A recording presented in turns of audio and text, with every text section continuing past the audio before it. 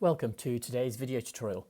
In today's tutorial, we're going to do a very quick Cubist type technique, and we're going to be creating an image similar to the one on the screen right now. So let's get straight into it. The first thing I'm going to do is I'm going to delete the changes that I did, and I now have the start image. Fantastic start image. You can download this from the description box down below.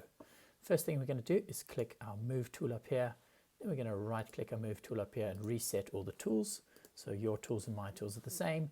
Then we're going to go up here to Window, Workspace, and then we're going to set Reset Essentials. This way, your computer and my computer are exactly the same.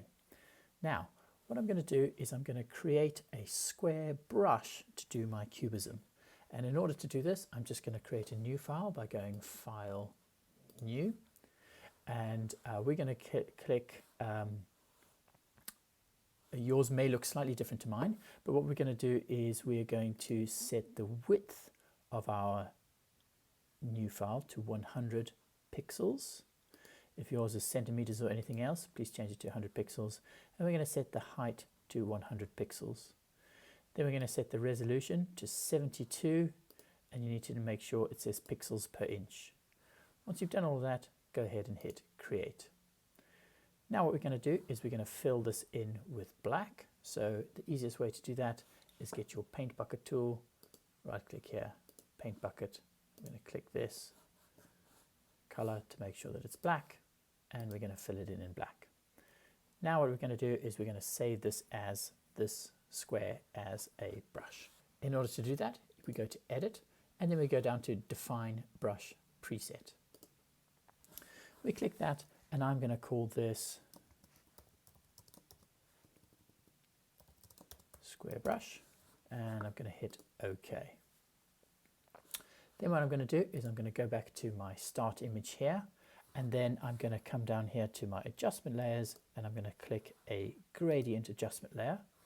Now you can come in here and you can choose an adjustment layer that you like the look of. It doesn't matter, whichever one you want is fine. You can hit OK to that. And then we're going to click into the layer mask over here. And we've got our square brush, and we need to press D to ensure that our default color is correct. Now at the moment the foreground color is white. We actually need this to be black. So D makes the colors default, and then X switches them over so your foreground color is black. So we're having our black square painted into this white layer mask. So wherever we click it, we get we see through the layer mask to the image below. Now using your square brackets next to your enter key, you can make them bigger and smaller as you go along like this to make some random shapes. So try to include key features of the face like the eyes, the nose and the mouth.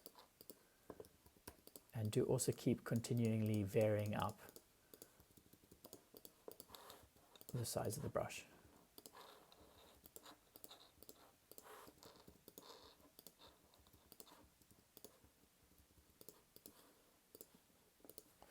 Okay, so in order to try and make this stand off the page a little bit more, what we're going to do is we're going to double click to go into this area, and we've got a couple of options here.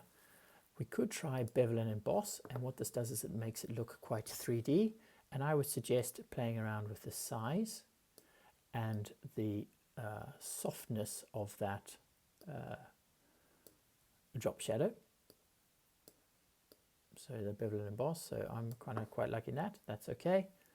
The other thing that you could try for visual variation is you could try stroke as a different alternative. But we're going to stick with this one for now. I'm going to hit OK. Now I'm quite liking that. What I can do is I can click to go into my layer mask here. And now if I change my foreground color to white, remember X is the shortcut key to swap foreground and background colors. If I change that to white, I can actually click in here, and now what I'm doing is I'm subtracting from some of these areas here to make it a little bit more broken up in terms of a shape. And X allows me to then paint in black and bring different areas back into the frame. So I'm kind of liking that. That's looking kind of cool. The last thing you can do is if you don't like the background, you can of course double click in here and you can choose a different background that may be more appropriate. That's one option to you. Another thing that you can do is you can double click to go into the background, and you can change the pattern.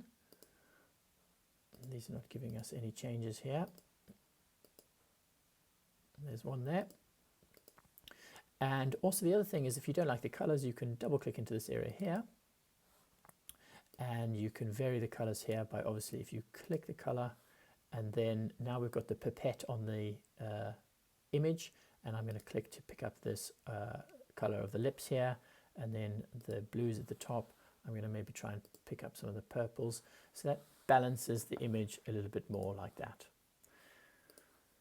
But just go ahead and play with that to create some visual variation. And here ends today's video tutorial.